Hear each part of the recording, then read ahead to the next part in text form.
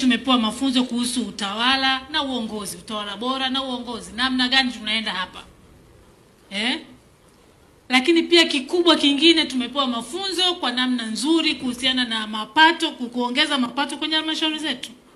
Mafunzo haya tukiyaweka vizuri, tukayabeba twende kuyafanyia kazi, twende nayo kwa vitendo, naamini kabisa hatutakuja kusikia, hatujawahi kuwa na mgogoro na hatutakuja kusikia kuwa na mgogoro, na wananchi wetu wataendelea vizuri na sisi tutaendelea kushirikiana nao vizuri.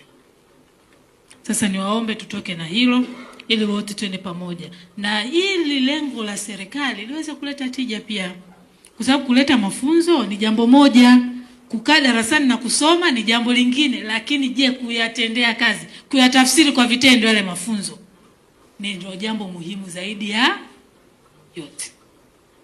Kwa hiyo niwaombe sana twende tukatafsiri mafunzo yetu haya kwa vitendo. Tujiongezee uwezo ule ambao serikali imetamani kutujengea. Ni fursa adhimu sana, na wenzetu vizuri na sisi tumeyapata mapema sana. Wenzetu bado wako kwenye listi huko za kupata hayo mafunzo. Kwa hiyo ni fursa adhimu, lakini pia inatupa nafasi nzuri ya kuelewa majukumu yetu, wajibu wetu, nini unatakiwa kufanya, halmashauri yetu inatakiwa kufanywa nini, wananchi wetu tunatakiwa kuwafanyia nini, kwa wakati gani, ili wote twende kwenye boti moja lenye lengo la kuhakikisha kwamba tunapata maendeleo.